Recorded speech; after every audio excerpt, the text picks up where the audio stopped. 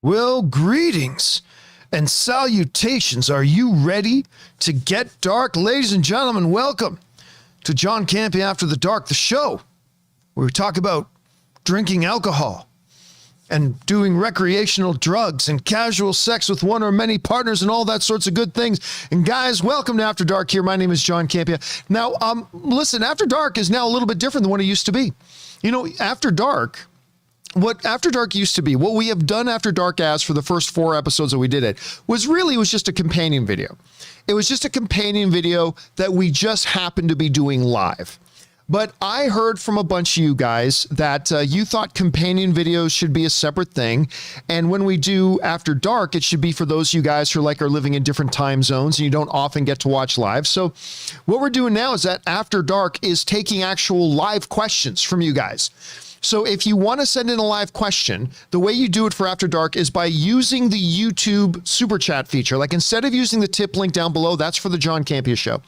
But if you want to send in, a topic for us to discuss here on After Dark, that's my dark voice. Did you like that? Then simply use the super chat feature for that. So that's what we're going to do. And by the way, we've got Craig. Craig is saying, Kamusta ka, Campea, salamat. I appreciate you writing that in. Thank you very much. Good to have you guys here. John Iverson Ajar is actually saying, good morning, John, from the Philippines. Good morning from the Philippines. See, that's one of the actual cool things about doing After Dark later in the evening, is that because of the different time zones around the world, it really does give us an opportunity to do a live stream for people who aren't awake, or maybe they're at work when we do the John Campea Show. So that is what we're going to do. And it's good to have you guys here. So listen, this is going to be really casual and relaxed. This is not formal. We're going to talk about anything you guys want to talk about. I mean, obviously, a lot of movie, TV questions are coming in. If you guys want to talk about tech, you guys want to talk about, the setup, you want to talk about the industry, you want to talk about blogging or podcasting, you're going to talk about whatever it is you guys want to talk about. Within reason, of course. I do reserve the right to not answer a stupid question that gets sent in, So there's that as well. So anyway, let's not waste any time and get over to it, shall we? You guys have already been sending in questions, so let's get to it. We're going to start off here with Matt Guillerme, who writes, I guess I'm staying up, going to drink a black cherry Xevia along with the show.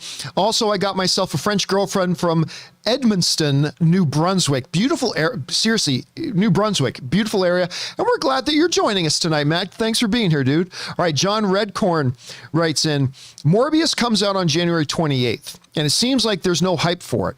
Should we be worried that Sony is trying to bury it? And when will we get another trailer? All right, look, John Redcorn, my brother, sit down and listen to me closely.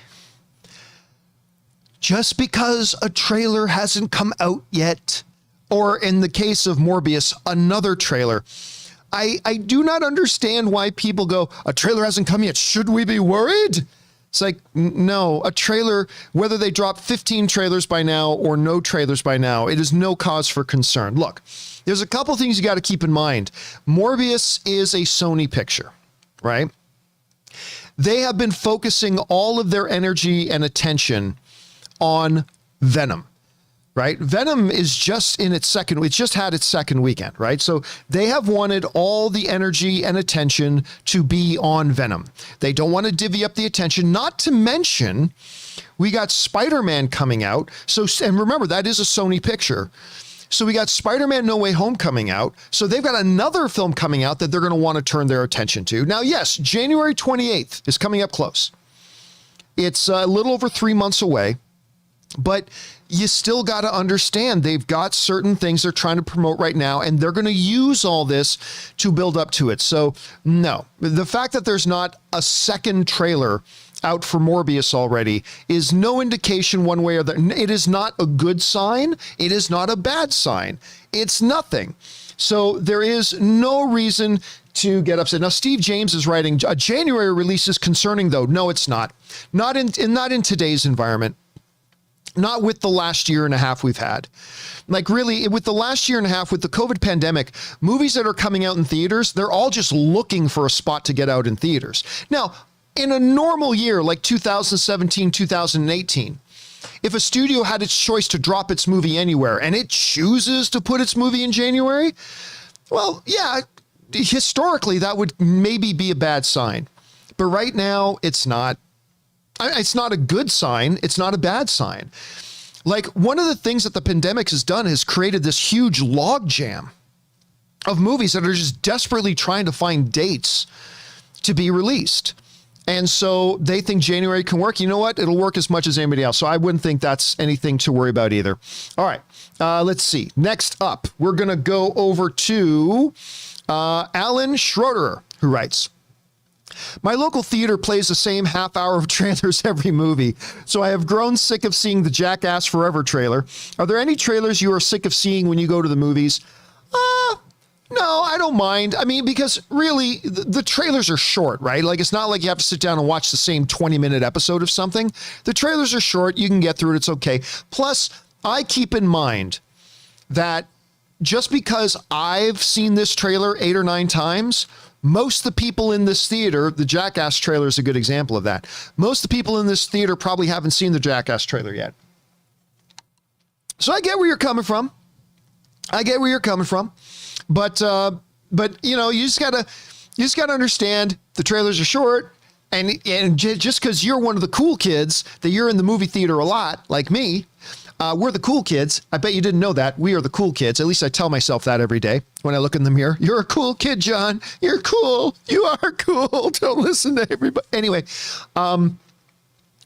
you got to understand, most people in that theater haven't seen them yet, so it's okay. We can deal with it. All right. Thanks for writing that in, Alan. Next up, where are we at here? Chris Miner writes in. You've talked about TV shows you wished wouldn't have been canceled after season 1. This might be hard, but what's a sitcom you wish they didn't cancel too soon? For me, it's Freaks and Geeks. Well, I mean, Freaks and Geeks is iconic, especially in Canada. I honestly can't think of any. Like, I honestly can't think of any sitcoms that I really loved that then got canceled after 1 season. So you guys in the live chat, if you guys got some that you can think of that like was a really great sitcom that then got axed, I can't think of any off the top of my head. So that's a good question though, Chris. All right. Jose Miaz writes, I thought that Dominic from Hobbit play Hera's son. Honestly, dude, I have no idea. I know who Dominic from The Hobbit is. I don't know what you mean by play Hera's son. I don't know what you mean by that, unfortunately. Sorry about that, dude. All right, next up, Ben Rayner writes, hey, John, everyone talks, is Die Hard a Christmas movie? By the way, real talk, folks, time to come to Jesus, okay? Settle it right now. Die Hard is not a Christmas movie. Bruce Willis says it's not a Christmas movie. I agree with Bruce Willis. Die Hard is not a Christmas movie. And that debate will never end. All right, let's keep going here. While everybody talks, is Die Hard a Christmas movie? But the real question is Nightmare Before Christmas a Halloween or Christmas movie? I'd say both. What about you? Bring on the filthy. You know what's funny? In my neighborhood right now, as Ann and I go for walks every night, our neighborhood right now, there is so many Nightmare Before Christmas decorations up all over the place. I've never really, hey, let me put it this way. I don't have a strong conviction either way. But I have always kind of considered Nightmare Before Christmas both a Halloween film and a Christmas film. I mean, they're not separated very far from each other on the calendar either. So I have personally been, for me, and I'm not speaking for anybody else, for me, I've always considered it both, but that's just me. All right, next up, we got SK Zong writes, hey, John, Xevia said they are not looking at doing partnerships, but gone ahead and partnered up with this other Canadian, Vivian Wong, on Instagram. Well, what can I say? Fuck Xevia. I love their product so much. I really do. And this is actually Xevia in my cup. So you can see it's not anything else. It's actually Xevia. I got Xevia in there. The clear liquid there, that's Xevia Cola. I do love Xevia so much. But yeah, fuck Xevia. No one has ever done more promotion for them. But you know what? Here's the problem. This is the problem. This is true talk. Xevia knows that they're getting all this promotion from me and they don't have to pay me a cent. And they're not wrong. They're not wrong. You pay an influencer so they will promote your product. Why give a single dollar to an influencer when he stupidly promotes your product every single fucking show that he does?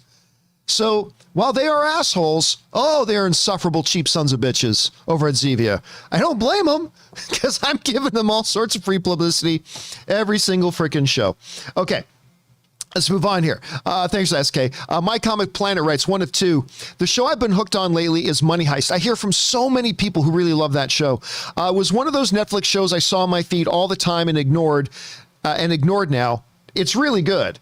Have you seen it? It has tons of twists and turns, consistently keeping you guessing, and the English dubbing is not bad for those who hate subtitles. I still never started watching it. I've still never started watching it. And I've heard from a lot of people, man, that it's actually I've heard from so many people that Money Heist is awesome. I've got a friend of mine who swears it's the best thing on Netflix, but I have not started watching it yet. It's one of those things that's on my queue, like that, Midnight Mass. Like right now I'm still going through. By the way, can I just say, I didn't even know Archer. I've been waiting for Archer to come back. All right. I love Archer. I've been waiting for Archer to come back. And then I'm on like a CNN or something like that. And they talk about something about Archer season finale. I'm like, wait, what season? Like the show came back. So I am now trying to slowly get my way through Archer, this most recent season. I've done 2 episodes, I think, so far. So I'm going through Archer. I'm obviously watching What We Do in the Shadows. I'm watching Foundation. I'm watching Chicago PD. Yeah, I know I don't know why, but I really like Chicago PD. So there's a few shows, but Midnight Mass and Money Heist are definitely on my queue. Okay. Next up, we go to Josh C, who writes, haven't been able to watch Shang-Chi or The Suicide Squad here in Australia. The Suicide Squad is available for rent and Shang-Chi will be soon. But I've decided once theaters reopen, I'll make that my double feature. I mean, listen, do what you got to do, man. Like, both of them are obviously better in the theaters. Watching them in movie theaters is clearly better. But, you don't want to fall too far behind. So if you get the option to watch them at home, maybe watch them at home. Because here's the thing. By the time the theaters open in Australia, you never know if they're going to play Suicide Squad or Shang-Chi. They might be too old by that point. They might be putting in new movies. So I don't know. It's a conundrum, Josh C. It's a conundrum. Best of luck in that. All right, next up. Fanimator writes, I sent this as a tip, but with 10 top 5 movies of 2001. But with 10, top 5 movies 2001. Number 1, Shang-Chi. Number 2, Zack Snyder's Justice League. Number 3, Free Guy. Number 4, Mitchell's versus the Machines. Number 5, A Quiet Place 2. I think I still have A Quiet Place 2 as my number 1. I mean, Shang-Chi comes really close, but I still think A Quiet Place 2 is my number 1 film of the year. So it'd be, for me, it would be A Quiet Place 2, Shang-Chi, Free Guy, and then I'd have to go back and remember all the films that I've already seen this year. I don't carry that off the top of my head. Thanks for giving me your list, Fanimator. All right, The Dark Side writes, greetings, John. I was wondering if you have read Saga. Yes, I think it's one of the best stories, period, and I'd love to get an animation adaptation. By the way, written by, I keep on wanting to say Matthew K. Vaughn, but I think it's, is it Philip Vaughn? What's guys in the live chat? What's the author's name? It's the same guy who wrote Why the Last Man. It's the same guy who wrote The Runaways. Is it Matthew? It's not Matthew Vaughn, is it? Is it Philip K. Vaughn? I can't remember. Come on, guys in the live chat, help me out with this. Is it Brian Vaughn? Is it Brian K. Vaughn? I think there's a K in there. Anyway, Brian K. Vaughn. Okay, it is Brian K. Vaughn. Okay, there you go. So I remember I had never even heard of Saga a couple years ago until Anne brought home like the collection. She said, I just heard these are good. So she brought, you know, it's just the same way I first started reading Runaways, is that I had not really heard of Runaways, and Anne brought home Runaways. And like, I just devoured that. And then she brought home Saga, and I just devoured that. And again, now Why the Last Man is on TV. I'm 3 episodes in. I'm not loving, I think I'm a few episodes behind. I'm not loving Why the Last Man on the show right now. It's not bad, but I'm not loving it. I love the comic series. Like, I love the graphic novel run. So anyway, yeah, but yes, love it. And it would be really cool if they did do it, a screen adaptation of it at some point. All right. Next up, A-Rod 2006 writes, how do you think Adam Warlock will get his powers with the Soul Stone out of play? Any other way? They can say he gets his powers any other way. Like, they can say, we got it from our local universe star. Or they can say, on our planet, we have this magical gem that exudes all this power, and we did it. Or they can simply say, we have a magical Flopalopolis monster on our planet, and transfer the essence of the Flopalopolis monster. And really, there's any way they can do it. Because, like, obviously, they're already going to change his origin story, right? Because his origin story in the comics is he was created on Earth by like human scientists. So they're already changing. We already know they're changing his origin story. So there's a million different ways they can do that. All right, next up. Wiley Todd writes, hey, John, I'm an inspiring music supervisor. Very cool. Which do you think is better to study school-wise, music school or film school? I'm personally currently doing both, but want to know your thoughts. I am the wrong guy to ask. Because, like, you need to talk to somebody who has been to music school or has been to film school. I've done neither, and I don't know anything about the role and what it takes to be a music supervisor. And since I don't know the first thing about what it means to be, I mean, I know what a music supervisor does, but I know what their role is. But since I don't know the first thing about what really it takes to be a music supervisor and the skills you need and whatever, since I don't even know that, I couldn't possibly begin to guess about whether music school or film school is the best way to go. I mean, if you find a film school that's got a strong track in music, film music and music supervision, stuff like that, maybe that's the best way to go. But again, Wiley, I'm just talking out of my ass. Good on you for doing that. Good on you for doing that, though. And I wish you the best of luck in that, dude. That's a great thing to go into. All right, next up. Brendan Sheehan writes, John, will we ever see a return of Richard Kelly, director of Donnie Darko? I even like his follow-up, Southland Tales and The Box. Miss his unique voice. You know what? I haven't even thought of him in forever, to be honest with you. Let me bring him up here. I'm so glad you brought him up. I haven't even thought of that name in like forever. Richard Kelly, IMDb. Let's see what he's done lately. So Richard Kelly, Donnie Darko. I wasn't a huge fan of Southland Tales or The Box, but I did like Domino, although I think he wrote Domino. I don't think he actually directed Domino. What else did he direct? He directed 5 things. Yeah, Donnie Darko. Yeah, I don't know.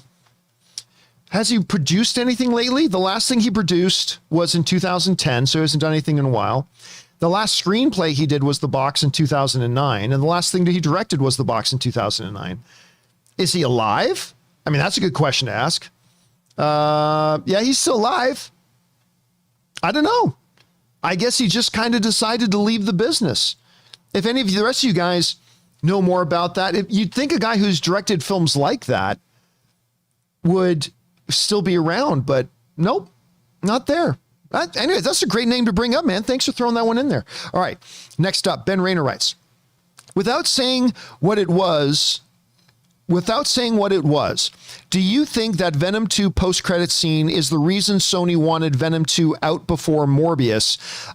That was a question, right? I wouldn't doubt it. I mean, look,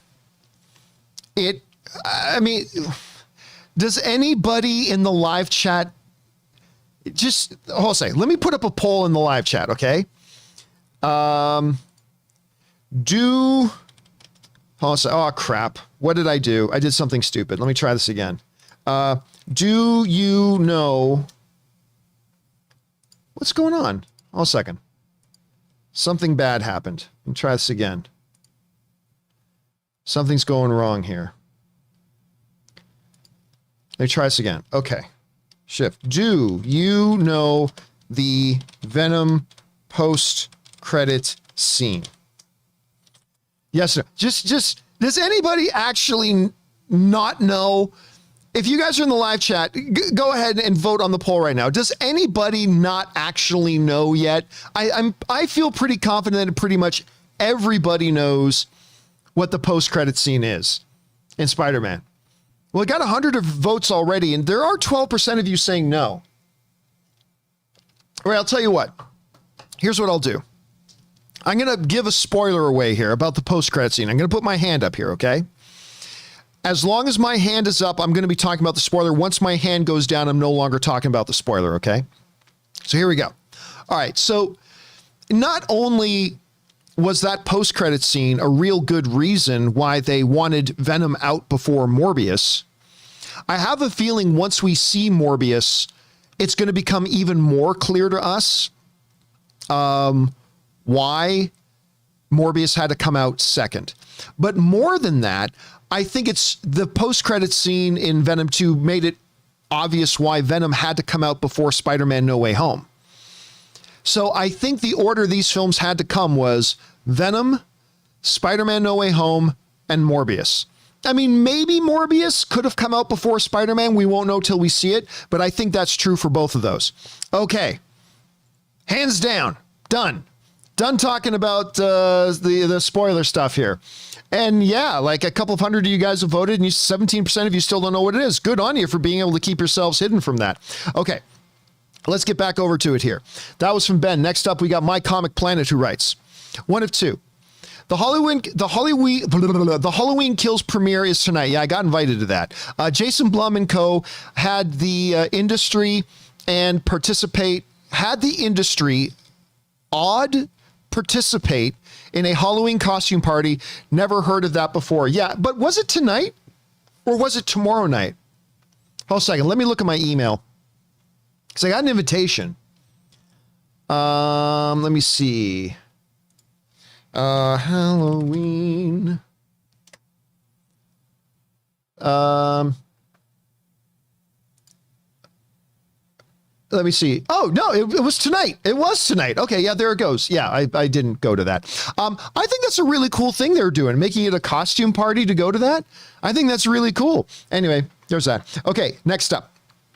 Oh, sorry, that was one of two. Second part of the person who stole the show was Jamie C. She showed up cosplaying as her mom's character from Psycho. That's cool. Complete with bloody shower curtains. So cool. Okay, that's awesome. That's awesome. First of all, Jamie Lee Curtis just exudes awesome, does she not? That's awesome. That is really cool. I'm going to have to go online and see if I can see that. All right. Jody Harkavi writes, I have to disagree. Die Hard is a Christmas movie. John McClane learns the spirit of family and Christmas joy along with all the fun explosions. Hey, listen, Jody, you can have your opinion. I'm not going to get into a fight over it. I just know that Die Hard is not a Christmas movie. You can believe it is. I respect that. I totally do. Robert and I have been arguing about this for years. Thanks for sharing your thoughts on it, Jody. All right. Brendan Sheehy writes in, John, have you been watching Only Murders in the Building with Steve Martin, Martin Short, and Selena Gomez? A charming murder mystery with a great cast. I have not been following it, but I've watched a couple of episodes because Anne is addicted to it. So at some point, I am going to have to finish it. Like I watched the first two episodes and I'm already like, okay, this is really good. This is really good. And then today I walked into the living room while she was watching one of the latest episodes. And I'm like, okay, I got to keep my eyes away from it. But Anne is loving the show so far. I really like the first couple of episodes that I saw as well. So I will get caught up on it. It's been really, really good so far there. I've been really enjoying it. All right, next up. Jody Harkavi writes, if you like Fausta, the same people had a show called Hit and Run. Fausta was better, but I like Hit and Run. It might be worth a watch for you. I'm not even sure. I don't even know what Fausta is. So I'm not going to lie. Unless I'm totally confusing it with something else, I don't even know what that is. I just got to be honest with you. Straight up, got to be honest with you. I don't even know what that is. So, but thank you for putting it on my radar and the radar for everybody else as well, Jody. Appreciate that. Casey Mack writes, hey, John, I actually sampled the new Chucky TV series tonight. I'm a sucker for Chucky. I know a lot of people don't like him as a top horror slasher, but I, so far, the first episode down and enjoyed it. Yeah, listen, I am one of those guys, Casey. I really don't care about Chucky. I mean, don't get me wrong. The first Child's Play movie was so different and so unique, like a possessed baby doll with a psycho slasher killer. It was so unique and so different. I was over it by the end of the first movie, though. Like even Bride of Chucky and so and I'm not trashing on it. I'm just saying it's just not really for me. Now, the recent re-envisioning of it they did with Mark Hamill doing the voice of the doll, that was actually kind of clever. It was a more modernized, different sort of take on it. And I appreciated that for what it was. I did. I appreciate it for what it was. But I have no interest in this Chucky series. I'll be honest with you. Again, I'm not crap talking it because I haven't seen it, but it's not up there. But I'm glad you saw it, Casey, and I'm glad you're enjoying it so far. And listen, hey, like a lot of things, if enough people recommend that I check it out, I'll probably check it out at some point myself. So thanks for putting that out there, man. All right. Next up, Shiv Patel writes, hey, John, check out Indian film Soryavanishi. I'm terrible. Listen, I'm terrible at pronouncing American names, okay? So give me a break. Soryavanishi, November 5th. I'm not going to lie to you, Shiv. I probably won't. I'm having a hard enough time keeping up with the Hollywood stuff that's coming out right now. But hey, listen, I've gone to AMC to watch a lot of the Indian film stuff that they've done there before. So maybe I'll be able to check it out at some point. Thanks for putting it on my radar, man. Ben Ellman writes, do you think Nate can be redeemed in Ted Lasso season 3? If anybody can redeem him, it's Ted, but I personally hope he dies. Jody Harkavay writes, have you ever read The Dresden Files by Jim Butcher? Highly recommended. Nope, never have. But didn't they turn those? Aren't there movies based on that, though? Aren't there movies based on that? I'm not really sure, but I think there is. Anyway, I've heard of it. Never read them myself. I don't read as like most of my reading. I don't read a ton of novels. Like when you see me picking up a book, it is either a biography or some kind of history, a leadership book, a sports book, and I mean true, real sports history, or a technical book. I don't read tons of novels. I've certainly read a few. I mean, obviously most of the classics, but I don't read a ton of novels like Robert Meyer Burnett does. Like Robert reads a lot more books than I do. All right, next up. We go to Wiley Todd, who writes, John, am I the only one who's excited for The Kingsman? I think it looks pretty good, but no one is talking about it at all. Listen, here's the thing, Wiley. I loved The Kingsman as much as anybody. I was pleasantly surprised by it. I had such a great time with it. Colin Firth is fantastic in that. But man, The Kingsman 2 was terrible. Like that's a really bad movie. And I remember walking out of it the first time going, okay, well, it wasn't as good as the first one, but it was okay. And then I thought about it more. It's like, no, it really wasn't okay. Then I thought maybe if I watched it again. So I went back and watched it again. I'm like, no, that movie's terrible. That movie's just awful. And I'm not trying to shit on your opinion if you like it. If you like it, that's awesome. But I really thought it was terrible. So until I see the new one, by the way, starring the greatest actor in the world who doesn't yet have an Academy Award, under the category of who is the best actor in the world that doesn't have an Academy Award yet, the answer is Ralph Fiennes. So I'm really fascinated that Ralph Fiennes is in it. He's one of my favorites in the world, but I can't get myself excited for it because of how bad the second one was. Now, once I see it, and I'm definitely going to watch it, maybe it'll totally make me fall in love with it. But for now, I'm not all that excited for it. Not all that excited for it. All right. John Redcorn writes, thoughts on the Patriots season so far? They're better than I thought they'd be. They might be a playoff team.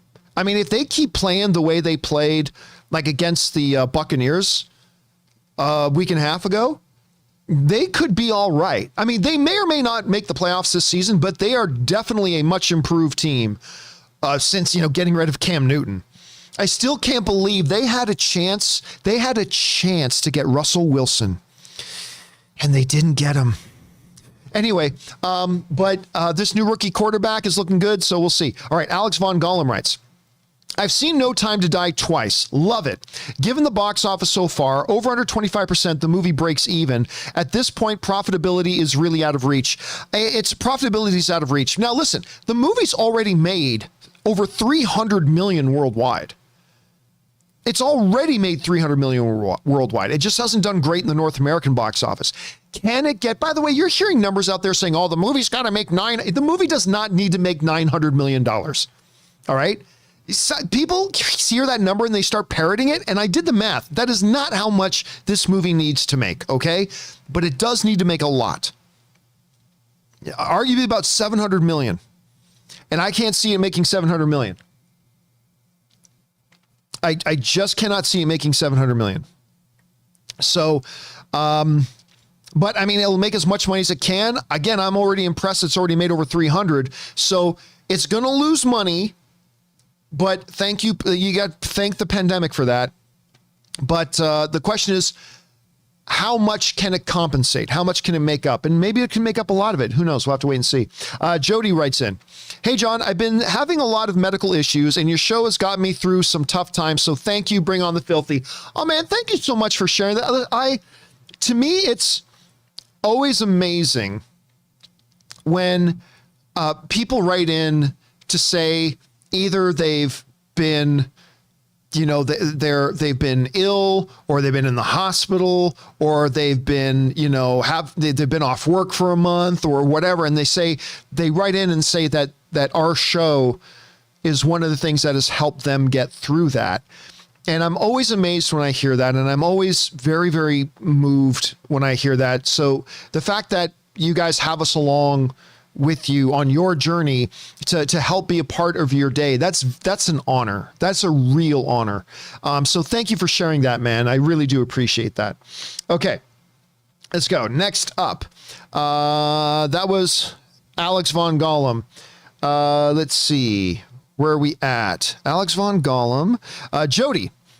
That was right. Then we did Jody. Okay, next up, Fanimator writes, what have you watched more than once in theaters? I watched Good Dinosaur, Star Wars Episode 8, Black Panther, Incredibles 2 twice each, and Shang-Chi 3 times, maybe 4. Dude, no, you don't understand. If I like a movie, I will see it multiple times in theaters. So the answer, what movie did I see more than once in theaters? Almost any movie that I liked. I go to the theaters a lot. I mean, pandemic notwithstanding. I go to the theaters a lot. I'll just go. Like, I saw Shang-Chi in theaters 7 times. I saw, the original Thor in theaters 8 times. Now, I don't normally see movies in theaters that often, but I will definitely, if there's a movie, like I saw Free Guy in theaters 3 times. I saw A Quiet Place in theaters 3 times. I'm going to go see Eternals on Monday, and then I'm going to go watch it again on Tuesday. So I've got the world premiere on Monday that I'm going to, and then I got a press screening I'm going to go to the very next day on Tuesday. I'm going to see it twice already. So yeah, the question isn't which movies have I seen more than once. The question is which movies have I not seen more than once? And that answer is movies I don't like. If there's movies I really don't like, but even then, like The Kingsman 2, I went to go see that twice just to make sure. Or The Rise of Skywalker. I hate The Rise of Skywalker. I saw that damn movie 3 times in theaters. So yeah, I go to see most movies multiple times in theaters. All right, next up. And I'll tell you why. Because one of my favorite things as a film fan to do is watching a movie I like again with somebody who hasn't seen it yet. I love that shit. I love watching a movie that I love with people who haven't seen it yet. I love that. And that's part of the reason why I go to the movie theater so many times. All right, let's see. Next up. Abel Leon writes, Money Heist is one of the best shows on Netflix. The best way to describe it is a telenovela mixed with Fast and Furious fun, heist elements in Fast 5. I keep hearing that, Abel. Like, I keep hearing from people that Money Heist is so good. And what's it going into? Guys in the live chat, what's it going into? Is it going into like season 5 now? Or 3, 4, or 5? It's been around for a while. If you guys know in the live chat, go ahead and throw that in there.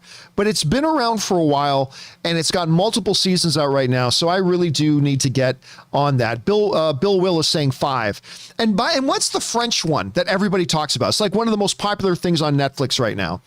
It had season 1, and now it's coming out in season 2.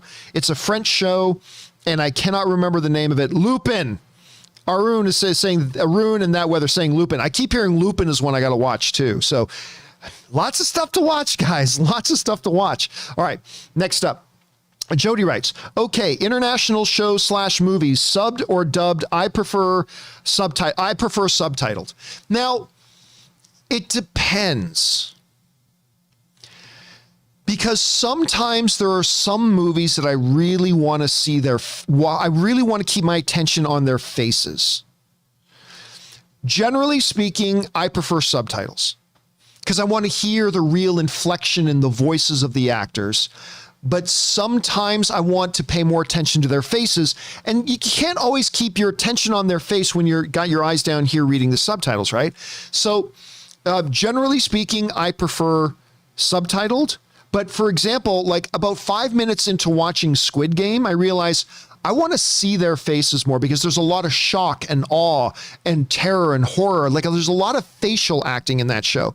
So I decided to watch the dubbed version of that instead of the subtitled version of that. So that's just me. All right. Good question, man. Next up, Eric the Sailor Man writes, hey, John, long-time watcher, first-time commenter. Thank you for writing in, Eric. Appreciate that. Do you think Eternals can be a legit Oscar Best Picture nominee, or is it a lot of hype from Kevin Feige? Well, look, real talk, every movie coming out has the potential to be a Best Picture nominee. I mean, every movie does. Until we see it, we don't know. But I will say this. You've heard me say it a million times. I will say it again. The most important factor in the potential quality of the movie is the director. And who is directing this movie? The reigning, defending, undisputed, current director champion of the world. She is the reigning Academy Award Best Director of the Year, Chloe Zhao. When you have the reigning, defending, the current holder of the title of Director of the Year, and it wasn't just the Academy Award. She won that. She won the DGA. The Directors Guild of America appointed her and said, you are the best director of the year. When you've got the reigning director of the year directing your film, that's a pretty good step in the right direction. It's a pretty good step in the right direction. So every film has the potential to be a Best Picture nominee. This one has a foot forward in the fact that it's got Chloe Zhao directing it, because her last film, she won Best Director and her movie won Best Picture. So that gives you an advantage. The other thing is this. Kevin Feige has had a movie be nominated for Best Picture in Black Panther. And if he really feels this is the next one, like it would be different if Kevin Feige was said of every one of his movies, this could be Best Picture. Shang-Chi could be a Best Picture contender. Black Widow could be a Best Picture contender. Spider-Man could be a Best Picture contender. Well, then, you know, you got to take it with a grain of salt. I have never heard Kevin Feige say that one of his films he believes is a legit contender for Best Picture at the Academy Awards. I've never heard him say it. He said it about Eternals. Now, whether he's right or wrong, we'll find out. I'm watching it in 5 days. I'm watching Eternals in 5 days. And I will then be able to give you a better idea about whether I think it's actually a movie that could really be a Best Picture contender. All right, thanks for writing that in, Eric.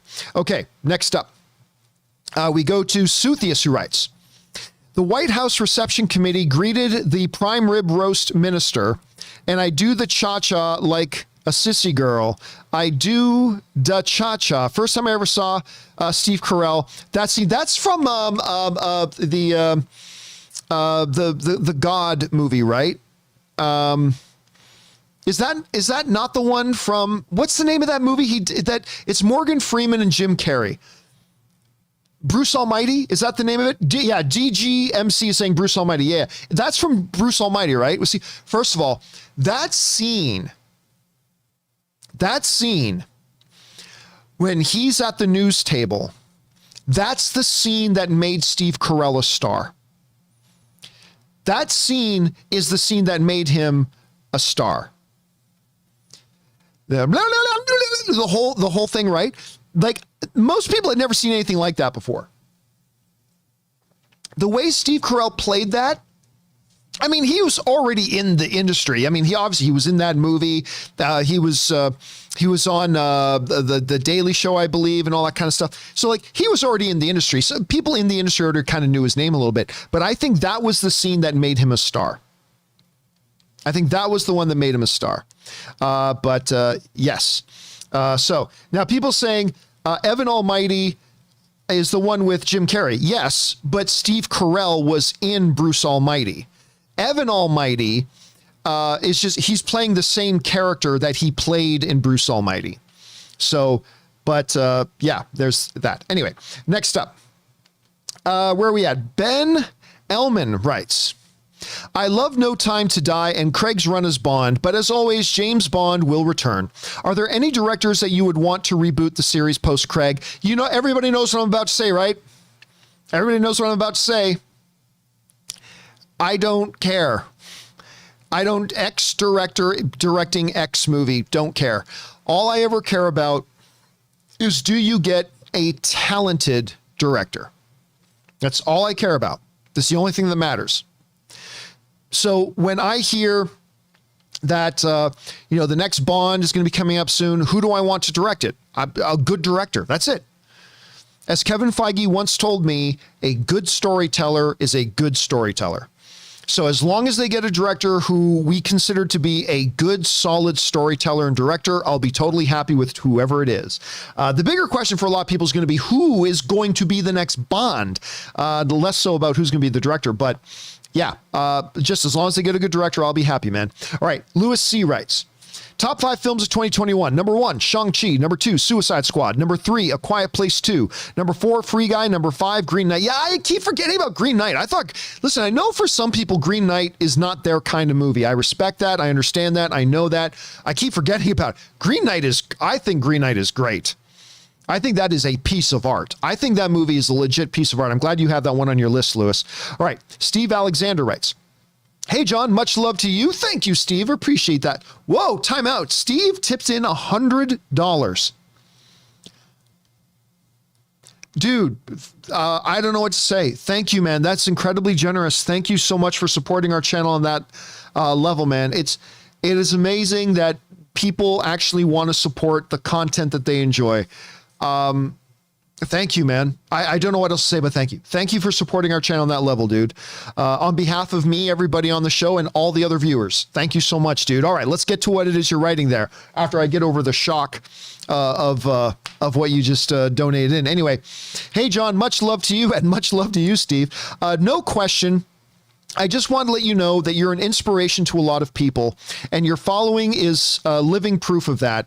You were so kind when I had the privilege of meeting you in Burbank in 2019. As always, bring on the filthy. Dude, thank you so much, man. I mean, first of all, it's always amazing when people want to support the show, but especially when all they want to do is just write in to say something encouraging and kind. So, dude, thank you so much for that. I appreciate it very, very much. Thank you for the kind words. And I'm glad we had a chance to meet at Burbank. I tell you what, man, one of the reasons I love going to the movie theaters is that, without exception, I always run into viewers of the John Campea Show whenever I go to the movie theaters, wherever I go. I was in Boston. We went to the movies in Boston to see, we were out in Boston. We went to the movies to go see The Greatest Showman. And sure enough, as soon as we walk in, these people walk up, excuse us, are you John Campea? And I wanted to go, nope, but yes, it was me. This is one of the reasons I love going to theaters. We always run into our fellow film fans and people who watch the show. So I'm glad I'm guessing when you said we met in Burbank in 2019, I'm guessing it was probably at the AMC Burbank 16. I'm just going to go out on a limb and guess that. Anyway, thank you again, Steve, for writing that in. And thanks for the kind words, man. All right, next up. Fanimator, what's wrong with the rest of you cheap bastards? Be more like Steve. I'm obviously kidding. Be more like Steve. Okay, anyway, Fanimator writes in, have you ever watched the Hindi movie 3 Idiots? I can honestly say I have not, but that is already one of my favorite titles ever. That is already one of my all-time favorite titles. All right. The Cinema Sesh writes, love the content. Keep doing you, man. Inspiration. Oh, thank you, Cinema Sesh. I appreciate that so much. Thanks for writing in. Just say something kind. I appreciate that, man. Just me. I like that username. One of two.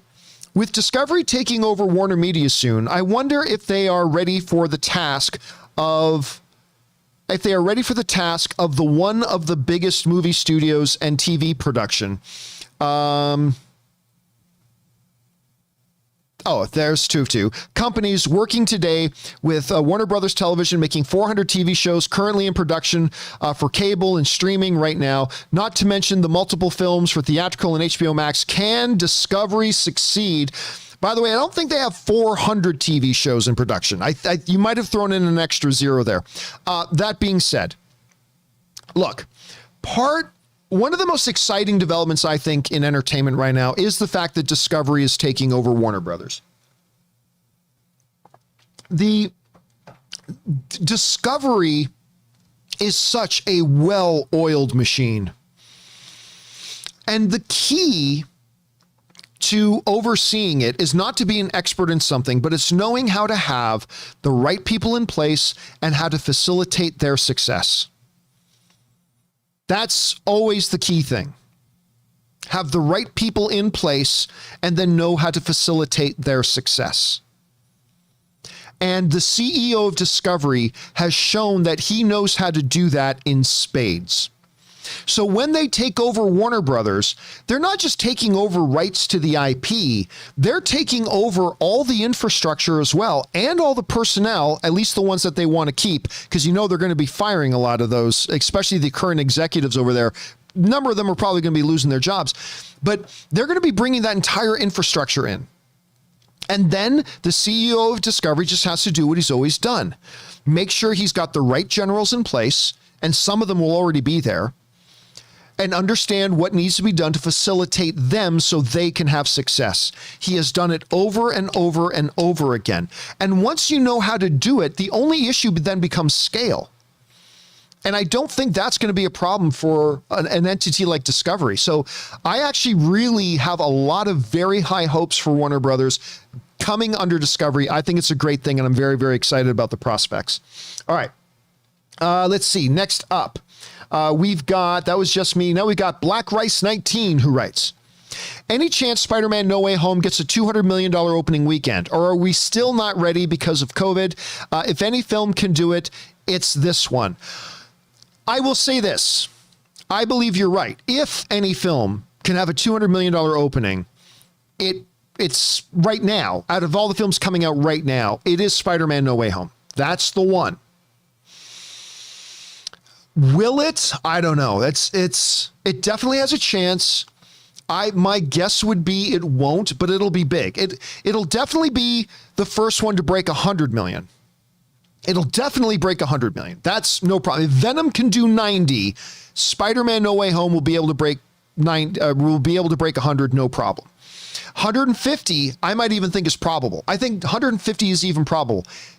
In the current environment, with our current circumstances, because 200 million, even in a non-pandemic era, would be magnificent. Like, that would be hard to do even in a non-pandemic era. Because let me pull up something here.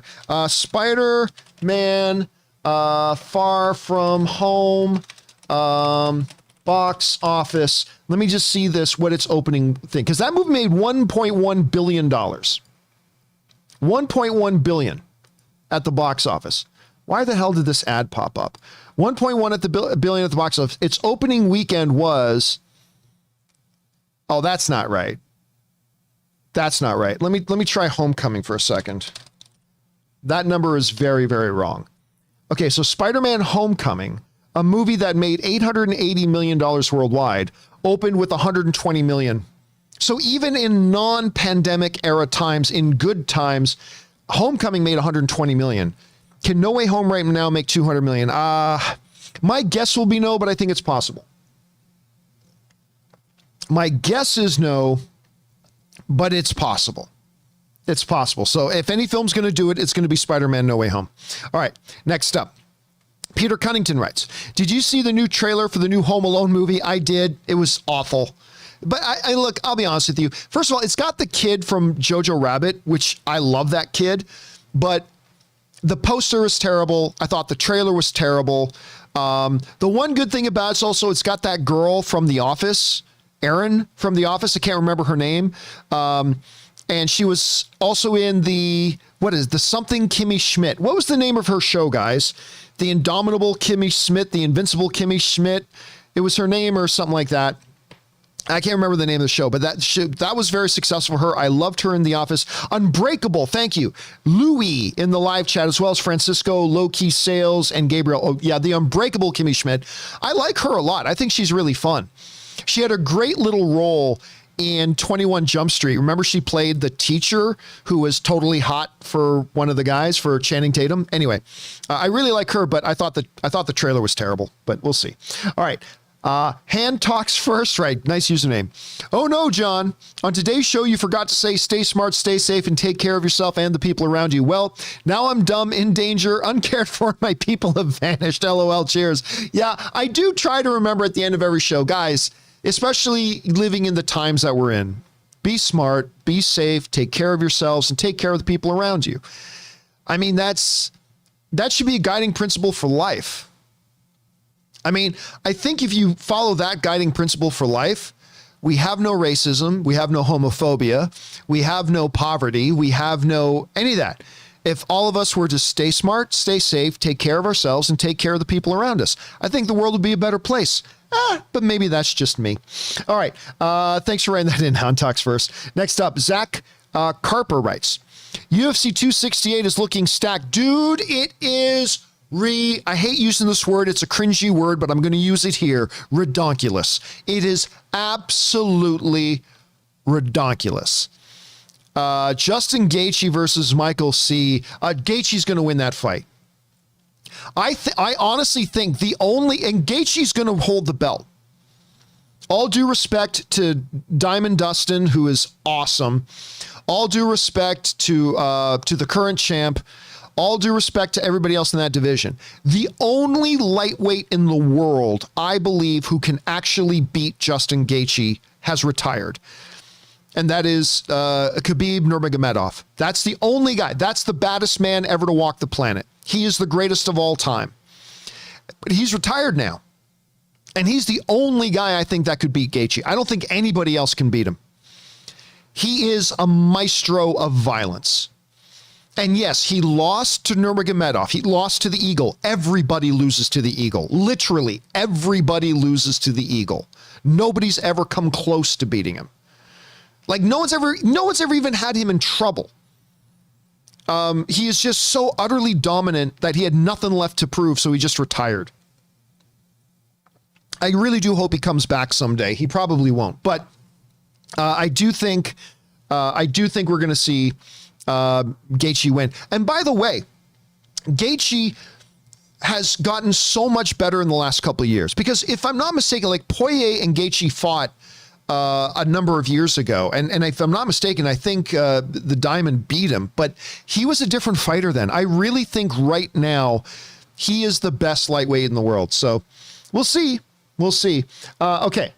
The eighth writes in the live chat, Khabib is using cheat codes, I swear. I know that guy's just so freaking dominant. For those of you who don't watch MMA, you have never seen a guy who doesn't even look all that physically impressive. Khabib Nurmagomedov does not look all that physically impressive.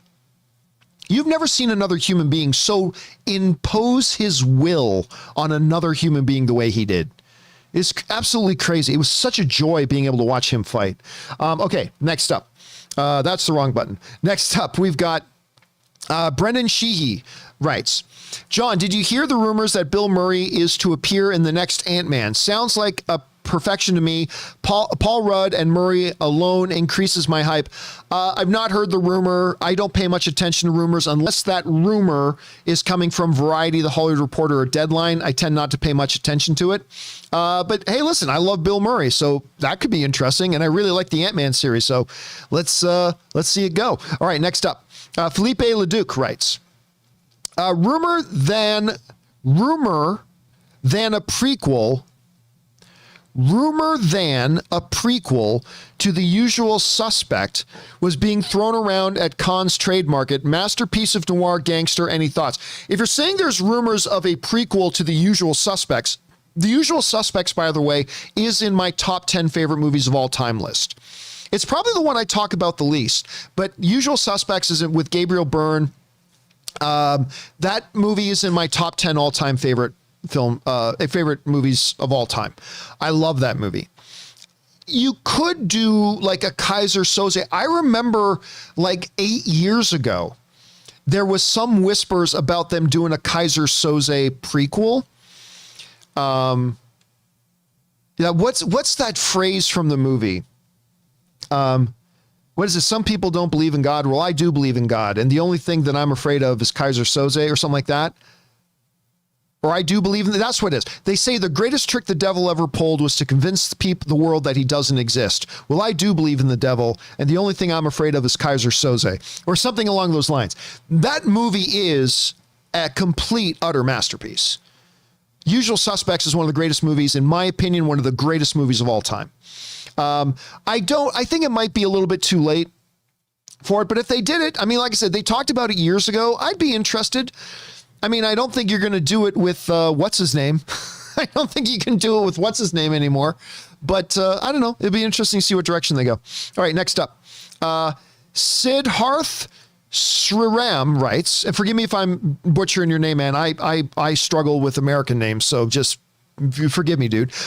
Hey, John, what should DC do to be a well-oiled machine like the MCU? Why has DC struggled to build comprehensive universe like the MCU? Well, listen, I answered a very similar question to this the other day. The issue is not making a comprehensive universe. That's irrelevant. Nobody gives a shit. It doesn't matter if you build a comprehensive universe. Look, this is what it's all about. The next movie you put out, make it a great movie. That's it. It is the simplest yet the hardest thing in the world to do. Make your movies great.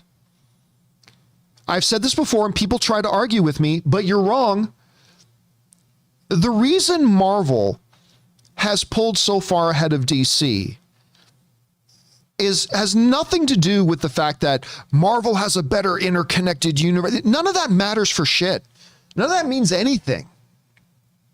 The reason Marvel has pulled in the view and in the eyes of the average North American and worldwide movie-going audience, because you can prefer DC movies over Marvel movies. That's fine. But what I'm saying is you can't deny that in the eyes and in the perception of the average movie-going audience in the world, the reason Marvel has pulled ahead so much of DC has nothing to do with the interconnection of the movies. It has to do with when they go to the movies, they like their movies more. They like their movies more. When they go and see Captain America, the Winter Soldier, they have a better time and enjoy that movie a hell of a lot more than they do when they watch Man of Steel. Something that hurts my heart because I personally love Man of Steel. You guys know that. I think Zack Snyder's Man of Steel is the most underrated comic book film of all time. But it doesn't matter that I feel that way. It didn't hit the audience that way. The audience or the critics or anything like that. And I can't mention Man of Steel without everybody jumping down my throat saying, Man of Steel sucks. It's like, it's okay. You're allowed to have that opinion. It's all subjective. That's good. But that's it. Winning cures everything. The one moment in the last number of years where it felt like DC could really catch up and get on par with Marvel was after the first Wonder Woman came out. Because the first Wonder Woman came out and that movie's freaking great. And the audiences loved it. The general movie-going audience loved it. It was the first DCEU film that the general audience embraced and loved, and it made the world feel a lot different in the world of Marvel and DC, because winning cures everything. You got to put out great movies that the audience embraces. And if you do that, it doesn't matter if it's all interconnected, right? It doesn't matter. Go back and look at the X-Men movies, right? And they put out some horrible X-Men movies, but some of the greatest comic book movies ever made were X-Men movies. X-Men 1, X-Men 2, X-Men Days of Future Past. X-Men Days of Future Past is probably like a top 7 greatest comic book movie of all time. Those movies were horribly connected. Continuity, schmontinuity, but it didn't matter because they were great. And if DC gets back to doing that, because I'll tell you what, their continuity might be a mess. If the Flash movie comes out and it's awesome and the audience loves it, nothing else will matter. Nothing else will matter. That'll be the only thing that counts and the only thing that matters. So anyway, this kind of my so it's the easiest thing in the world. It's the easiest answer to give, man, but it's also the hardest thing in the world. Make your next movie awesome. Simple as that. And as incredibly impossible as that. Just make your next movie awesome. It's surprising how different everything looks when you win. So that's my kind of take on that. Anyway, let's keep going here. Just Me writes. Oh, sorry, we already had that one. Next up, Tony Lamar writes, any thoughts of Darth Maul and Crimson Dawn being a plot in Book of Boba Fett series? No, I don't think so, because Darth Maul is, spoiler alert, Darth Maul is dead. By the time you get to the Mandalorian and Book of Boba Fett timeline, Darth Maul is long dead. Long dead. So, no, I don't see that happening. All right, Mr. Know-It-All writes, with the success of Squid Games, do you think it could be adapted to an American version? What do you think? Here's the problem.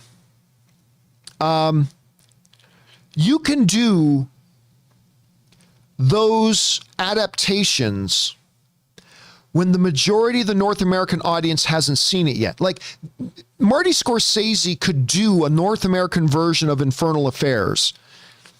And he did, and he called it The Departed. The Departed won Best Picture at the Academy Awards, won Marty Scorsese his first ever Best Director Academy Award. It was amazing, but he could make that movie because the vast majority of the North American audience had never seen Infernal Affairs. You would have a hard time convincing an executive to do a North American adaptation of Squid Game when almost everybody in North America has watched Squid Game. You know what I'm saying? So the success of Squid Game,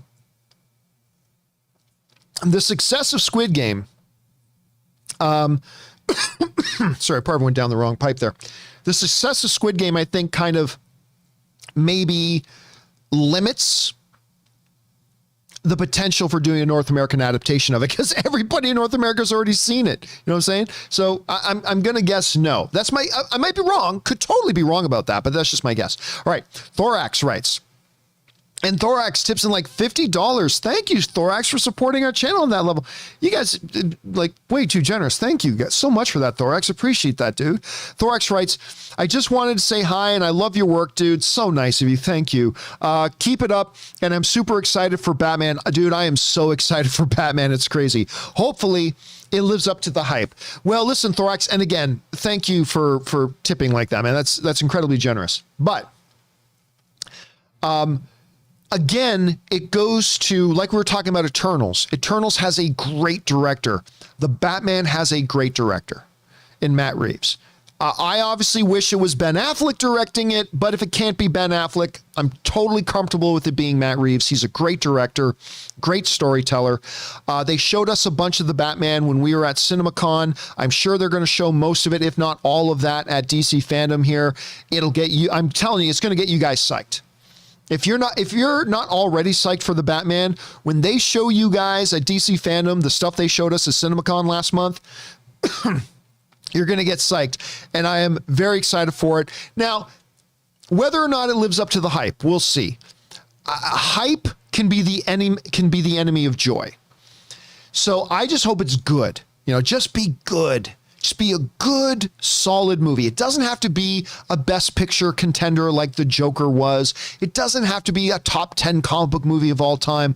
Just give us a good, solid movie. If it does that, I'll be happy. If it does more than that, gravy, man. Absolute gravy. Okay. Next up, we've got Ashay Nagar, who writes, John, thanks to you and one commenter during the recent John Campea show, I saw Beautiful Boy. Awesome.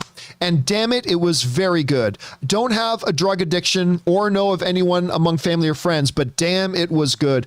Listen, it is a powerful movie. Not a movie you can watch a lot of times because of how heavy it is. But man, if you want to see why does Sean keep saying this Timothée Chalamet is like the potential next Daniel Day-Lewis? Watch Call Me By Your Name and then watch Beautiful Boy that he did with Steve Carell. It's powerful. It's amazing. I'm glad you checked it out, Ash. Thanks for sharing your experience with that, dude. I appreciate that. All right. Anton Riley just sends in a super chat to be supportive. Thank you, Anton. Appreciate that, man. John Redcorn writes, Eternals opening box office prediction. I'll say 80 million. Too high. It's because... Oh, wait. Sorry. I was thinking Dune there for a second. Hard to say. It doesn't look as exciting as Shang-Chi did. Right? Because even though nobody had ever heard of Shang-Chi, it looked exciting. It looked exciting. It looked fun. Eternals, their marketing, I mean, I like the marketing, but I don't know if it's going to appeal to as many people. I'm going to say 68 million. 68 million opening weekend. I hope you're right and I'm wrong, but I'm going to guess 60. It's just a wild guess. 68 million. I might change my mind after I see the movie. After I see the movie and I know and I know if there's going to be really super big positive word of mouth or not, I reserve the right to change my guess. All right. Aaron Epstein writes, why did everyone go crazy about the end credit scene in Venom? Morbius trailer a year and a half ago showed us the universes are connected, still hyped. But did it? We don't know for sure. Listen, just because a Morbius trailer, and I said this when it first came out, just because we saw Michael Keaton. Now, I believe what that means, and you believe what that means, but the reality is, just because we saw Michael Keaton in that trailer, that doesn't mean that, that's Vulture from the Spider-Man movie. It could be somebody totally else.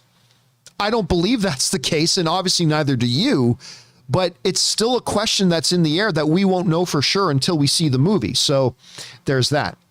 All right, next up, KC Mack writes, hey, John, do you plan to have some recap of what happens at DC Fandom on Saturday? Or will you most likely wait till Monday to talk about it? I will most likely wait till Monday to talk about it. Mostly because I know this is going to sound crazy, but I am really trying to take my weekends off. I haven't done great at that. But yeah, I am planning on not being here on Saturday. As much as I talk about making sure you balance a work-life balance, you strike that work-life balance and all that kind of stuff, the reality is I'm not very good at it. I'm better than I was. But, Anne has really been making it a point to me to say, I've got to have days that I'm not working. And there will always be exceptions, but I am trying to work as little as possible on the weekends. I'm trying. But at any rate, Saturday, I know this Saturday I have plans.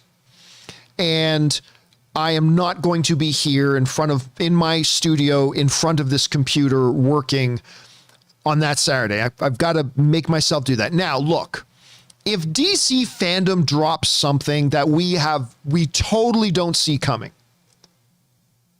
like that totally comes out of nowhere, maybe I'll have to do something, but it would have to be something so incredibly monumental Like Henry Cavill walks onto the virtual stage and says, I am Kal-El. Okay, maybe then I might have to do a little something. I don't know. But honestly, I have plans on Saturday. I do not plan to be working on Saturday, so it will most likely have to wait until Monday, whatever comes up. But we'll have fun on Monday talking about it. All right, thanks for writing that in, man. Okay. Yeah, somebody just like Casey Mack says, John will be here if Man of Steel 2 is announced. I'm not going to lie. I probably will. If they announce Henry, of course, I've got Henry right here in my studio. If they announce that Henry is coming back officially to do Man of Steel 2, I just may have to break my own promise to myself, but we'll see. We'll see.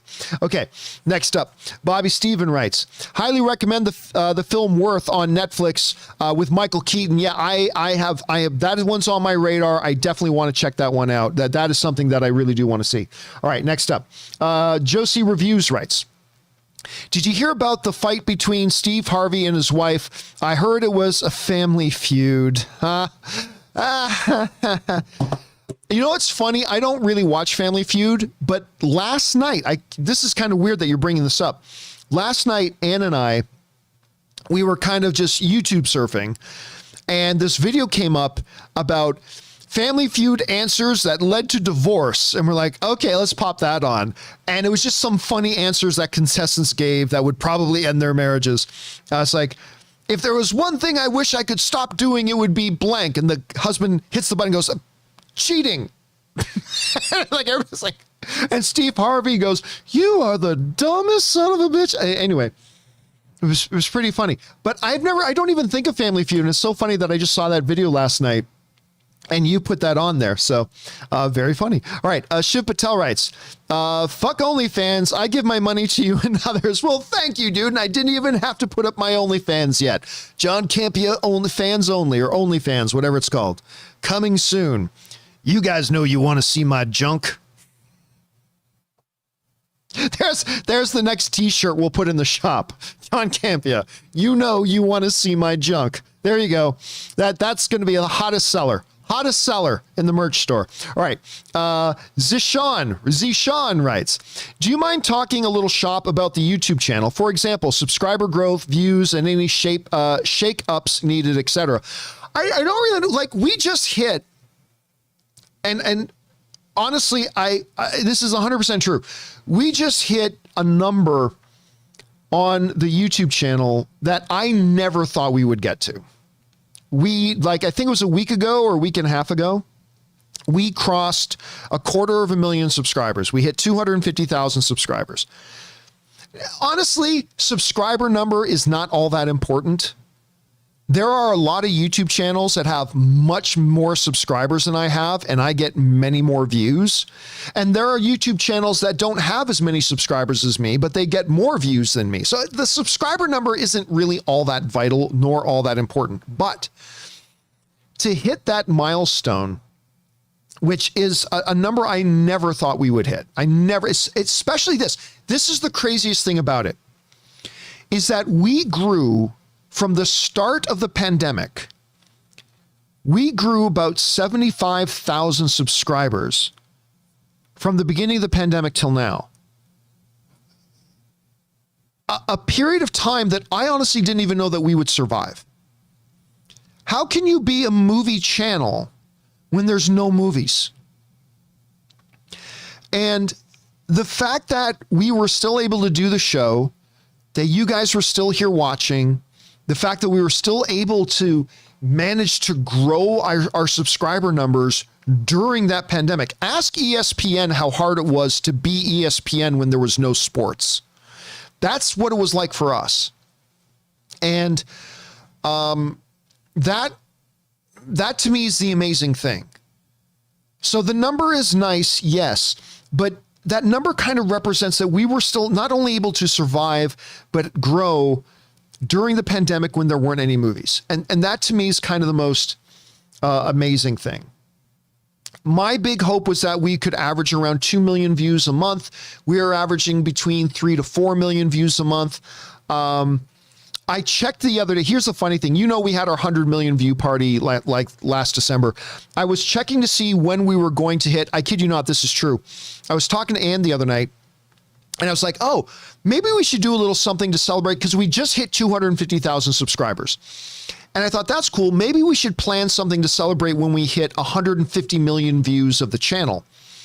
And so I jumped on the analytics because I never look at our overall views. It's like, oh, we're already at like 171 or 172 million views of the channel. I thought, okay, so we missed 150. So we'll have to do something big when we hit 200 million views. But again, the fact that we've been able to do that during the pandemic, when the movie industry has not been normal and huge stretches of time when there weren't any movies, it's very gratifying. It's very gratifying. And so we're very, very grateful. Myself and everybody who's involved with the channel, we're all very, very grateful. Now, as far as big shakeups, I don't know. Because, and this is true, my goal is not growing the channel. That may sound weird, and it's totally counterintuitive to a lot of things. Listen, there's a lot of stuff I could do that I know would make the channel grow, right? I could do a lot more. Hold a second. I just got a text from Ann. So when Ann texts, I have to check. Okay. I might have to wrap this up a little bit early here, guys. So there are a lot of things I know I could do on the channel that would make the channel grow. Top 10 lists, trailer reactions, more hate videos, like, you know, make those videos about why I hate, like, I'll make every other video about how I hate Bob Chapek and put the big demon eyes on him in all the thumbnails. And so, like, I could do all that. I could go for the cheap clicks. I could do a lot of those things, and those would make my channel grow. They would make my channel grow. By the way, I'm not shit talking top 10 lists or trailer reviews or trailer reactions. That's just not what I do, but I think it's great that other people do them. That's great. I know there are a lot of things I could do to grow, but honestly, growing my channel isn't my main concern. My main concern is building a channel I would want to watch. That's it. And if I can build a channel that I enjoy doing, I can put a lot of work into, and it's a channel that I can say for myself, that's a YouTube channel that I personally would watch. If I would watch it, then that means there's probably some other people that would want to watch it too. So my goal is to make the channel as good as I can. So I don't really know what big shakeups could be coming. The only one big thing I'm considering maybe is getting actual studio space. Like maybe at some point moving out of the studio I've built in my house and actually moving out into actual studio space like we did when we were at the stream. Now that wouldn't be anytime soon because that would be very expensive. But that's something that I'm looking at as well. I also want to expand a little bit how much we do exclusively on the podcast feed, because I have a lot of fun with the podcasts, like just doing the audio, like, because every once in a while we've been doing some like Twitter Q&As that has been exclusively going up on the podcast feed. That's been a lot of fun. So yeah, so we'll see that. And at some point I'm going to have to hire, I got to hire an assistant at some point.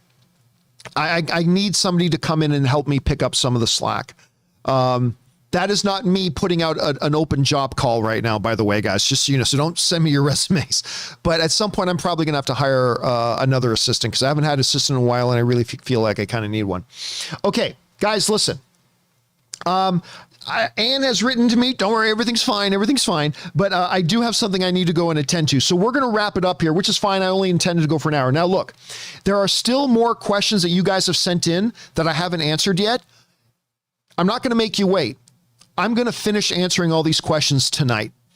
So we're going to end this live stream right now, but then I'm going to come back in an hour or two and I'm going to finish off these questions. Probably not live. I'll probably record, but all the questions you guys sent in tonight, because here's my goal. When we do these After Darks. And by the way, guys, write to me and let me know what you think about using After Dark, taking live super chat questions instead of using them as companion videos. Maybe you didn't like it. Maybe you did.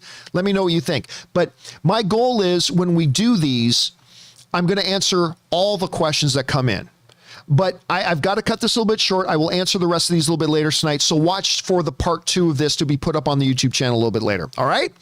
Awesome. Guys, this was a lot of fun. I really like doing this. This is a lot of fun. Thank you guys for joining us. Thank you to all of you guys who sent in the super chats because you gave us great fun things to talk about and you supported our channel as we did it. So thank you to all you guys. And again, a reminder, if we didn't get to your question yet, hang tight. It's going to come a little bit later tonight. Just check the YouTube channel a little bit later for that. All right, guys, got to wrap it up. Thanks a lot for being here. And I won't forget to say it this time. Remember to do the 4 main things. Stay smart, stay safe, take care of yourselves, and please take care of the people around you. That'll do it for me, guys. Thanks for watching After Dark. My name's John Campea. And until next time, my friends, bye-bye.